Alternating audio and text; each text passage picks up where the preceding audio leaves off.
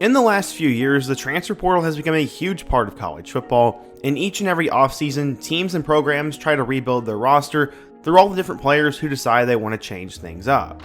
Since the portal opened, it has gotten more popular each and every year, and to some, it feels like college football free agency. There has never been more talent in the transfer portal than there is now, and in today's video, I want to talk about the portal today. We're going to go through the top 10 players who entered the portal for 2024, talk about who they are, and what they bring to the table for their new team. But before we get started, if you're a big fan of college football, be sure to subscribe to the channel, leave a like if you want to support today's video, and let me know what player, team, topic, or situation I could cover next. Now let's get started and meet the top 10 players from the 2024 transfer portal. At number 10, we have our first quarterback on the list, and that is Dante Moore. Just a year ago, Dante Moore was a huge deal, as he was the third best quarterback and the number 4 overall player in the class of 2023. After completely dominating at MLK High School in Detroit, Moore would decide to commit to Oregon. As a senior in 2022, he threw for 2,400 yards with 32 touchdowns and only 3 interceptions, and set multiple school records, and just looked the par of a 5-star player. Except, after his commitment to Oregon, he would eventually flip to UCLA, where he would win the starting quarterback job right away. Unfortunately for Dante, he was very much a mixed bag. While he did have a 300-yard and 3-touchdown performance in a win over San Diego State, he really struggled with turnovers in the back half of the season, and was even benched at times. In total, he finished with 1,600 yards with 11 touchdowns and 9 picks, and Moore would decide to enter the transfer portal after Chip Kelly left. What's weird is instead of going to a school where he'd play right away, he's going to be a backup.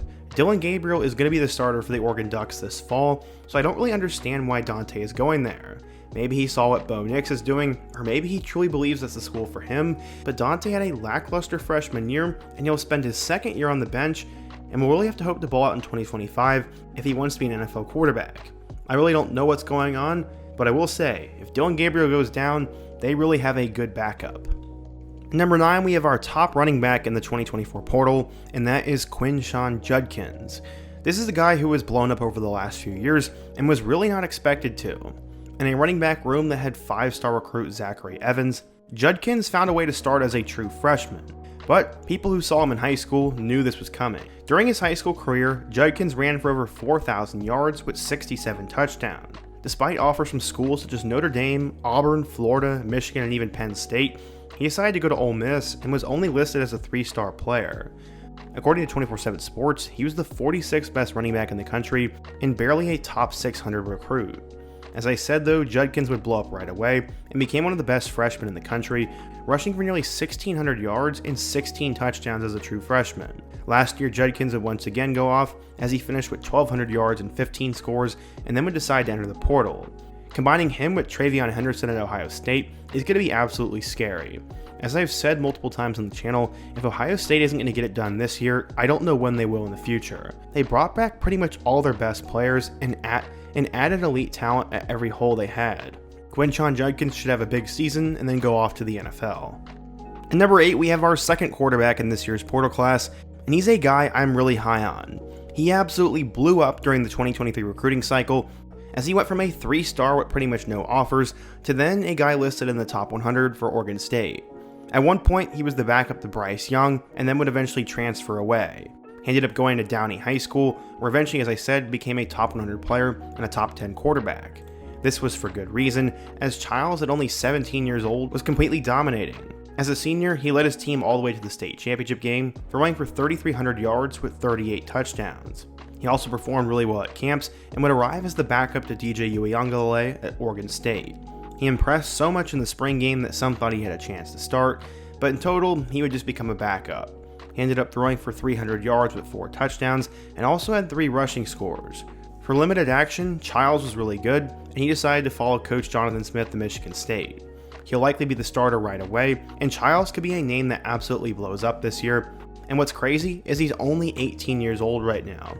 The sky is the limit for him, and he's one of my favorite players in the portal. At number 7, we have a guy who I will admit I know very little to nothing about. His name is Jason Zandel, and he's currently listed as the 7th best player in the portal as an interior offensive lineman. Coming out of high school, Zandel was a big deal, as he went to Clearwater Academy High School and was listed as a top 50 player and the number 1 interior offensive lineman in the class of 2024. I guess he's another one of those Julian San type players, or technically he enrolled early or something. Honestly, they really need to clear that up in the future. But this is a big pickup for the Gators. Zandel has pretty much everything you're looking for in an interior offensive lineman, and he's nearly 300 pounds and has insane athleticism. Billy Napier's going to hope to get the best out of him, and hopefully he'll get 3 good years before he goes off to the NFL. At number 6, we have our third quarterback off the board, and that is Julian San. He's currently listed as the number 1 quarterback in the portal, but no offense in my eyes, he should not even be in the portal. While it's a little bit different than Kaden Proctor, San never actually stepped foot at Bama. He was a 5-star recruit in the class of 2024, but I guess because he enrolled early and transferred to Ohio State, he was for some reason considered a transfer. I think they need to clarify that in the future, but San is a huge deal. He's been seen as the top quarterback in the class for quite some time, as he finished his high school career with 7,800 yards, 85 touchdowns, and only 10 picks. He became an Under Armour All-American, and ended up dominating at Carlsbad High School, which is located in Alabama. San was listed as the 3rd best quarterback in the class of 2024, and a 5-star recruit.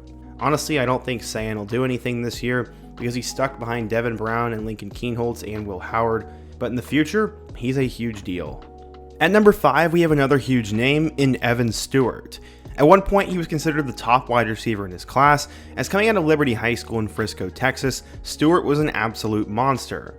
He was ranked as the number 6 player in the class of 2022 and the number 1 overall wideout. Stewart was completely dominant in high school, as during his junior year, he caught 46 passes for 913 yards and 9 touchdowns. After becoming such a big deal, he eventually decided to commit to Texas, but then would later flip to Texas A&M. After only playing in 3 games during his senior year, he was still good enough to be ranked as the number 6 overall player in the country.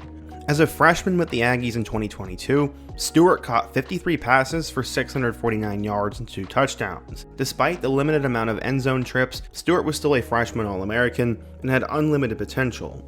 Unfortunately, he'd have poor quarterback play in 2023, and Stewart would finish with 38 catches for 514 yards and 4 touchdowns. After the season was over, Stewart would decide to enter the transfer portal and became the number 2 wideout. He's decided to commit to Oregon, where he'll go across the country, and he says is already a much better fit. Stewart could be a first-round pick if he has a big season, and I'm sure Dillon Gabriel is happy to have him. At number 4, we have the top wide receiver in the portal, and that is Isaiah Bond. Coming out of Buford, Georgia, Bond was always one of the top wide receivers in his high school class. I'm not necessarily sure why, as according to Wikipedia, he only had 14 catches for 368 yards and 3 touchdowns as a senior. That must be some sort of typo, because there's no way that that's possible if he was that highly regarded as a recruit. But after flipping from Florida to Bama, Bond was listed as a 4-star recruit, the number 2 athlete, and the 43rd best player in the class of 2022. When Bond would arrive at Alabama, he was pretty solid as a freshman. He ended up catching 17 passes for 220 yards and also secured his first touchdown catch. In 2023, Bond would break out alongside Jermaine Burton, catching 48 passes for 668 yards and 4 touchdowns. Bond was the first player to enter the transfer portal after Nick Saban retired and quickly found his home at Texas. The Longhorns need to replace both Xavier Worthy and A.D. Mitchell, so he should come in right away and be the number 1 target alongside Houston transfer Matthew Golden. Honestly, based on stats, it seems like Isaiah Bond's a little bit overrated, but maybe I'll have to eat my words on that take. At number 3, we have a player that you're more than likely familiar with in Walter Nolan. Coming out of Powell High School, Nolan was always a huge deal. He was considered a 5-star recruit, and this came after a monster senior season, which included 93 tackles, 33 TFLs, 27 quarterback hurries, 17 sacks, 6 forced fumbles, and 2 fumble recoveries. He also won a state championship and was eventually named a 5-star recruit. At one point, he was considered the number 1 player in the nation, but ended up falling to number 2. He decided to commit to Texas A&M, where in 2 years there so far, Nolan has been pretty solid.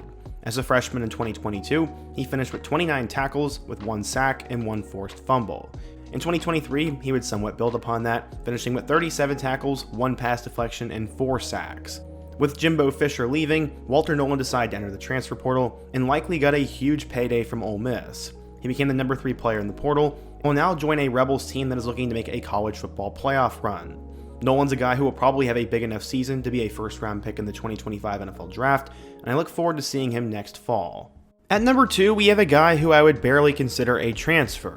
His name is Kaden Proctor.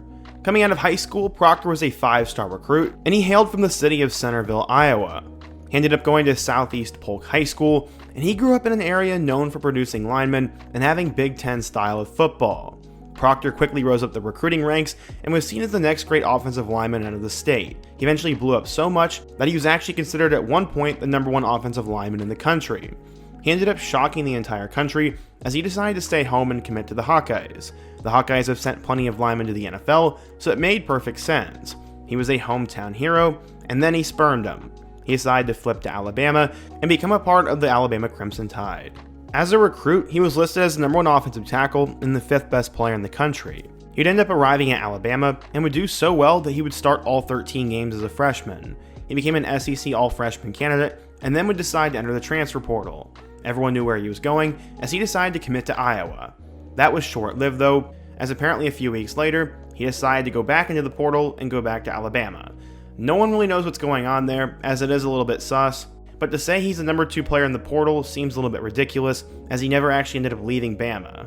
I don't know, that case deserves a video of its own at some point, but if you're an Iowa or Bama fan, let me know your thoughts on the Proctor situation down below. I don't really know all the details. And for the #1 player in the 2024 transfer portal, we have to talk about Caleb Downs. He's a safety who will be transferring from Alabama to Ohio State, and going back in time, these were always the two schools that were in the running for him. For a while, it looked like Downs was actually going to be a Buckeye coming out of high school, but he would end up signing with Alabama. At this point, you probably know that he is related to Colts wide receiver Josh Downs, former North Carolina player, and he also comes from a family in which his dad was a running back for the New York Giants. Downs was a big deal right away, and after becoming a 5-star recruit, he would decide to sign with Alabama. According to 24/7 Sports, he was a 5-star recruit, the #1 safety, and the 8th best player in the class of 2023.